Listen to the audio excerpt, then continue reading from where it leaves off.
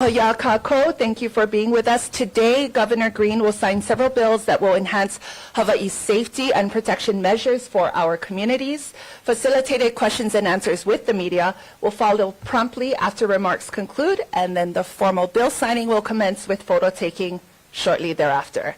Without further ado, it is my privilege to welcome Governor Josh Green.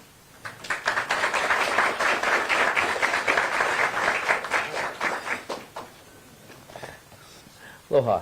Aloha. Good to see everybody. Good to see you, Judge On, a.k.a. prosecutor. So it's great to see everyone today and to see so many people from the community. I really appreciate that. More than ever in this case. This is it's our last bill signing ceremony that we have this session after a lot of legislation's passed. About 260 bills were passed this year. We got to full agreement on all but 7 of them, and then wiggle room there. So thank you guys for so much incredible work. Today we're coming to discuss the important legislation that aims at keeping people safe and decreasing crime and addressing some of the tragedies that can occur in society. In my experience, this is where people in the community make a bigger impact than any other issue probably, because they come and speak from experience and deep concern. So thank you for leading our legislators who then lead me to this moment. So it's important. We're going to highlight several bills today, though there were many bills that were passed. We're going to focus on 4, and I'll have our legislative leads come up and break it down a little bit more. But let's go to the next slide, please. So for Senate Bill 2845, it strengthens our gun safety laws. Now, what does this bill do specifically? It aligns our laws as far as purchasing ammunition with purchasing of guns. It prohibits the sale of ammunition to anyone under age 21. There are some exemptions, of course, for target shooting and hunting. People have to verify their ID. I mean, for me, it's incredible that we even have to, as a society, ask ourselves if this is okay. I'm horrified by gun violence. In my years as a physician, I saw tragedy after tragedy, and my heart was broken on at least 2 additional occasions when my uncle and my cousin took their lives with guns, okay? And that was a different circumstance, of course. They were suffering severe depression or addiction, and I just know that that's real. That is real for my family. It's real for families all across Hawaii. It's real for families all across America. And so I'm just so pleased that you guys are continuously taking up the question of gun violence and access to guns and access to ammunition. It means something to me personally. So you've helped me today in our family deal with what we dealt with, and I'm sure many families are here wrestling with the same stuff. Okay, so thank you for that. Next bill, we go to Senate Bill 2197, expanding protections against illegal gaming activity. This expands the definition of advanced gaming to include owners and operators of illegal gambling houses. And this is important because in gambling houses, this is where often violence occurs. This is where there are a lot of drugs moving around. This is where people have guns because they are trying to protect whatever their gains are in these houses. It's very dangerous. And so, again, really, really grateful to the legislature for closing loopholes, allows the prosecutors to charge property owners and managers effectively. I mean, we have a great prosecutor, and he has vast experience in these social challenges that have occurred, whether it was drugs or violence associated with these kind of activities. So again, many mahalos to you guys for doing the job. Next bill, we go to Senate Bill 2106. Correct here. Okay. Yeah, so this bill increases the statute of limitations to protect our keiki. One of the other challenges we had in society is, on occasion, people do terrible things to young people. And from the perspective of a healthcare provider, it is very difficult for people to remember or to come to terms with what has happened over the course of their life. It means that they may not be aware enough to prosecute and to go down that very difficult road. It's probably the hardest road for most people to go down, to acknowledge that they've suffered sexual abuse, though a survivor, and then to seek justice. And so the legislature expanded the time for which people can actually go and go through their therapy, go through their self-introspection, talk to their family, and find their way back to the courts. Good to see you again, brother. So I'm really glad about that. Keep in mind that this is not a rare problem. 1 out of 5 young women, girls, we believe, are sexually assaulted at some time in their life or suffer sexual abuse, and up to 1 in 20 boys. And you can rest assured that every single one of those individuals is going to wrestle with trauma for a long time. So let's crush the people that did that to them. Find a way to get them to have great lawyers and prosecute that. So thank you for that. And then the last bill, House Bill 2231, expands our state's goal to have women officers in law enforcement, which is fantastic. You know, I should point out that we have a pretty good goal here. In this case, 30%. Are you? Yeah, that's right. I remember. Last time you arrested. No. Thank you for serving. Okay. We have to have these goals. We're a modern society. Let's get there. And to have women in the force, that's great. You know, we have a significant shortage of individuals in law enforcement in general, so it's great to have women coming up in the ranks, currently at 13%, way below what it should be. And I also want to commend our legislators for also acknowledging everyone in their makeup as we look at gender, so also including non-binary gender, non-binary officers in law enforcement. Super important. One of the things we've found in healthcare and in justice, which is if we have more balance, we actually get better justice. People are better understanding of the justice system, and I think that can't be understated. So we are going to be pushing hard with our team, all of our law enforcement teams, including the testimony that came from DLE. I was very appreciative of that. So thank you, brother, for that. So mahalo for all of your work, everyone. These are serious bills. This is no joke. But it's meant to make things a little safer for us each year. And please keep giving us your ideas to bring down gun violence, issues with drugs. We have concerns about them surging in our state. And please find a way so that we can work seamlessly with law enforcement in a really, truly just way to help people, to help protect our society. So thank you, guys.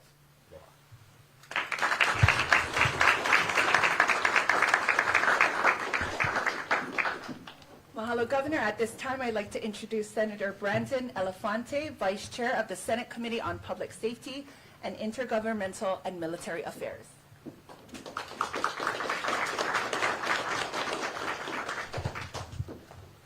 Governor Green, Makana, thank you. Imagine this. You're drinking coffee or tea one morning and you see people maybe not from your neighborhood. You see suspicious activity going on. Maybe your neighbor, maybe down the road, maybe a few blocks away from you.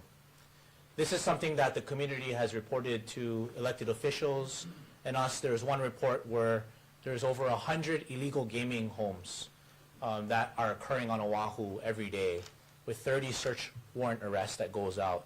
This has an impact on the lives of our people who want to feel safe in their own neighborhoods.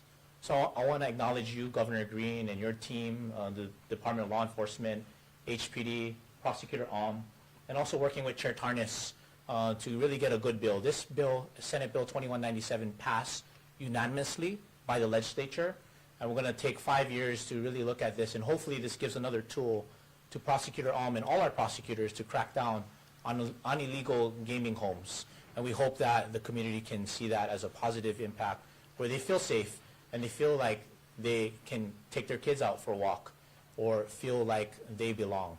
So again, thank you, Governor. And lastly, all these bills that Governor is signing on behalf of the Senate are very important. Many of you here in the room, I know the cameras can't really see what's here in the room, but those watching live stream, you have a personal impact. You had a personal touch to moving these bills along. So I want to thank you and thank all the people who are involved in this process to get where we are today. Mahalo.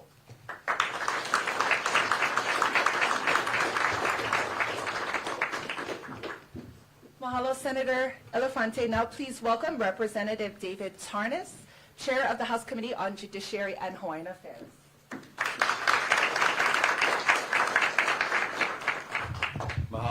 Governor, for signing these bills. We work hard at the legislature to come up with bills that address the real concerns that our community has. And there's a lot of bills that the governor is signing. There's a few that he's signing here, the few other ones that he's signed. I'd like to highlight one that is a very important bill that we passed out of the legislature, which I think, for me, is important because I believe in redemption. I believe in second chances. And in Hawaii, we have a system for record clearance and expungement, which is very challenging. There are thousands, tens of thousands of individuals who qualify to have their records expunged. And yet it is so difficult to do that very few people do it.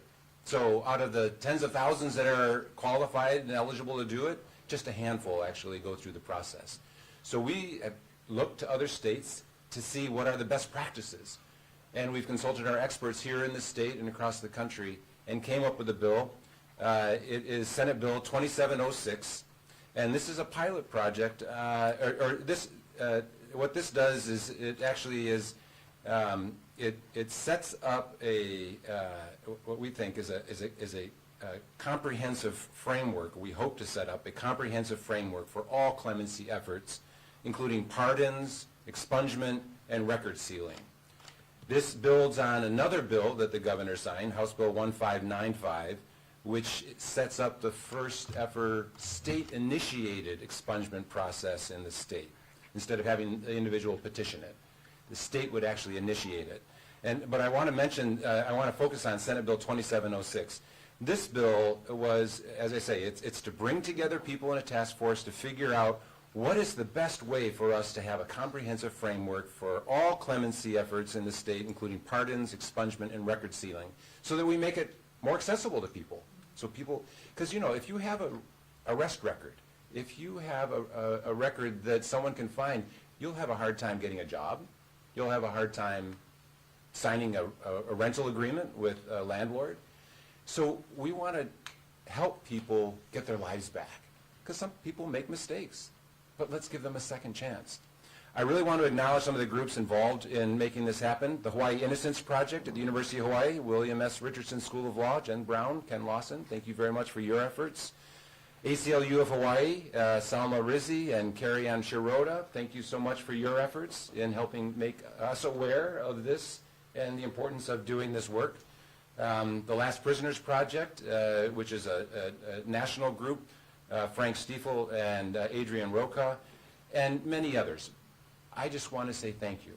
You've helped us understand the importance of expungement and record clearance and the challenges. Jen, you've had workshops where even lawyers couldn't figure out how to go about doing this. So you made us aware of that. And I want to acknowledge the judiciary, the Attorney General's office, because they are committed to making this work. So this is one of the many bills that the governor is signing. I'm getting choked up because this is such an important bill for so many people. It will change their lives. And thank you. Thank you to all of you for your support to get these bills through. Thank you, Governor, for helping give people's lives back to them so they have a second chance. Mahalo.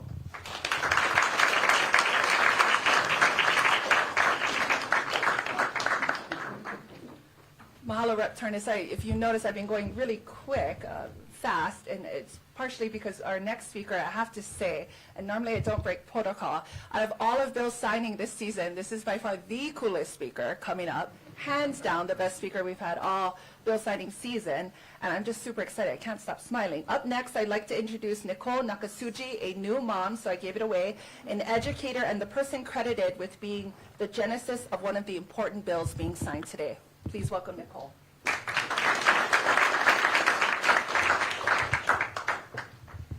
Hi, this is Zane, my 5.5-month-old, and part of the reason I'm here in regards to Bill SB 2845.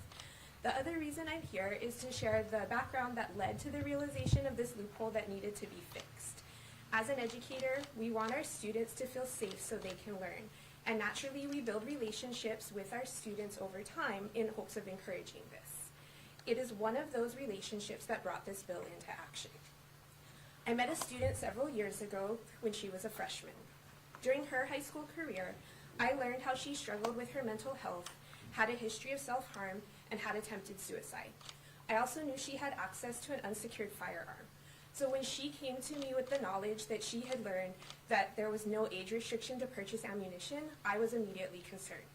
I did some research and discovered that while we have age requirements for purchasing weapons, there actually were no age requirements for buying the ammunition that goes with the weapons. If the ability to purchase firearms has an age requirement, it seems only logical that purchasing ammunition for those weapons should too. So as both an educator and a new mom, I emailed Senator Wakai with my concern. It amazed me how quickly he responded and set things in action. It has been fascinating to witness the government work for its people up close. As a result, I want to encourage others to reach out to their legislators if they have a concern for their community, because change is possible.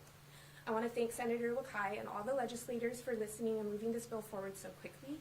I also want to thank Governor Green for signing this bill to safeguard Zane and the countless other children from becoming gun violence statistics. Thank you.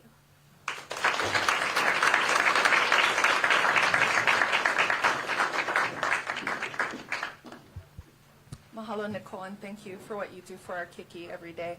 Next, and finally, please welcome Lynn Costales Matsuoka, Executive Director of the Sex Abuse Treatment Center at Kapi'olani Medical Center for Women and Children.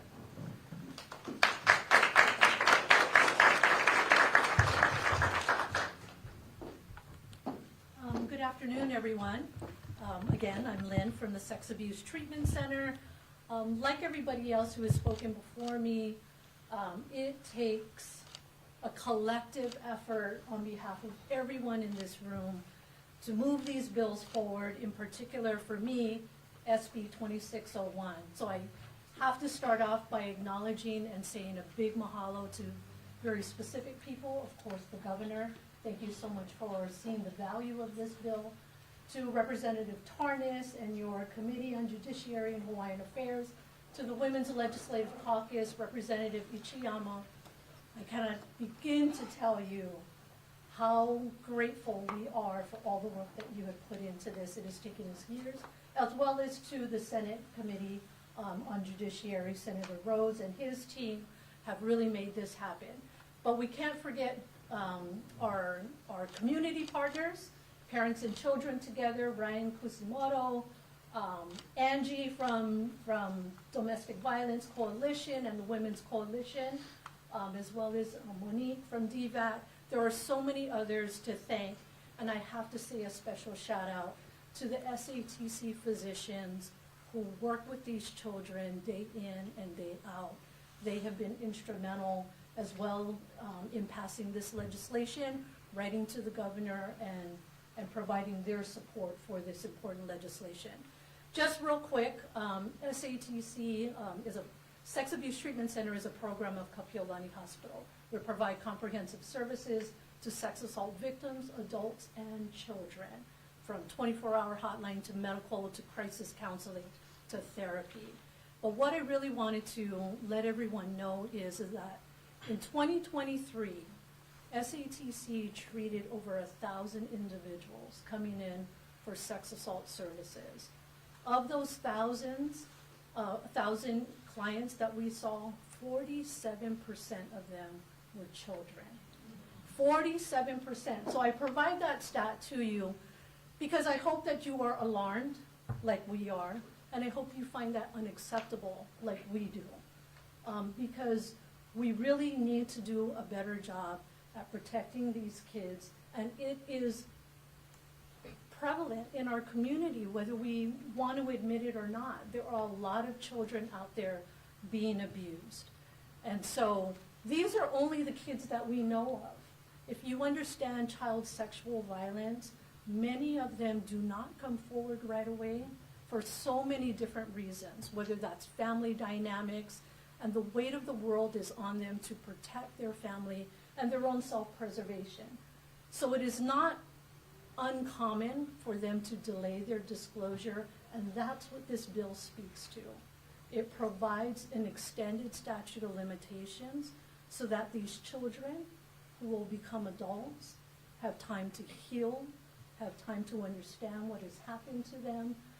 They have time to figure out what path they want to take in their journey of recovery and engaging in the judicial system. they can make decisions for themselves because now they understand. Whether they want to come forward or not, at least this bill gives them an opportunity to come forward. And for that reason, we are incredibly grateful to the governor for getting us to the finish line. It has taken a while, but it is a very important legislation. And with that, I thank the governor for his commitment to the keiki of this community. So thank you very much.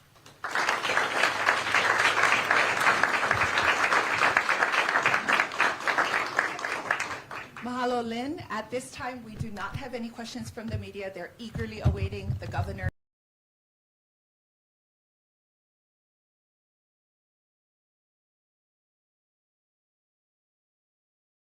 Come up so we may proceed.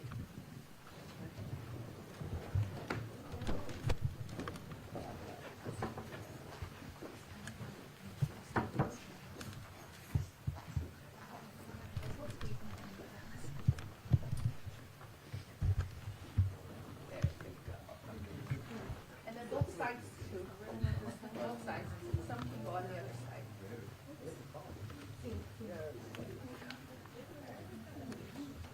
Do this quietly. This dude is asleep. Yes.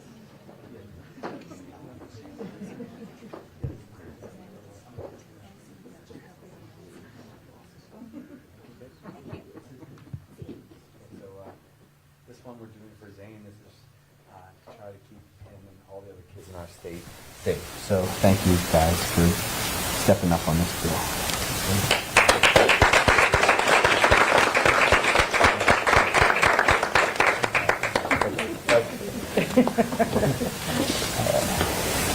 And relating to gambling offenses, you know, people want to go gamble, please do it in Vegas. You know, that would be preferable.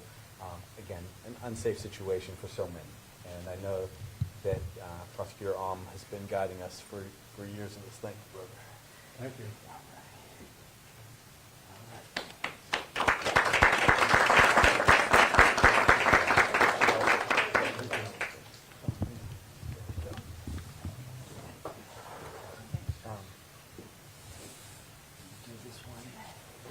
Okay, relating to law enforcement, making sure that we have much more quality in our ranks.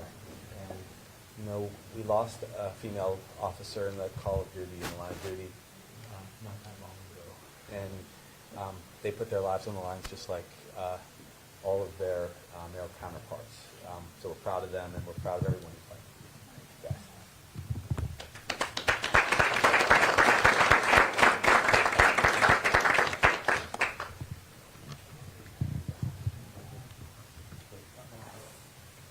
Okay, yeah. And then relating to sexual abuse of minors, this is for all the young people that end up going through SATC, the 500 that are minors every year. Shocking as that may seem, and keep in mind that the average age of a child being sex trafficked, or a person being sex trafficked, is I think it's something like 11.8 years old in the state of Hawaii, very young, and this bill ties to the abuse that occurs to young women for the most part. So incredible work at SATC. Thank you for all that you've done all these years.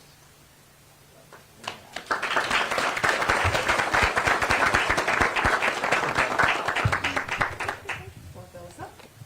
I can pass this one up. We're just going to hold for a photo.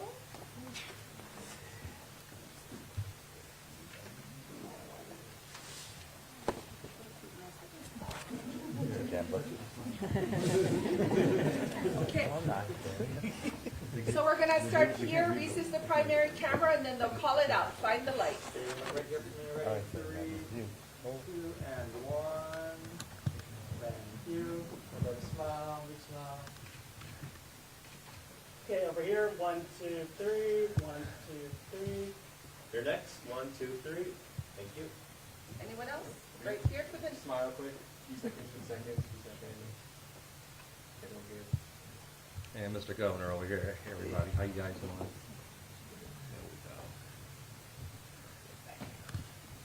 Good?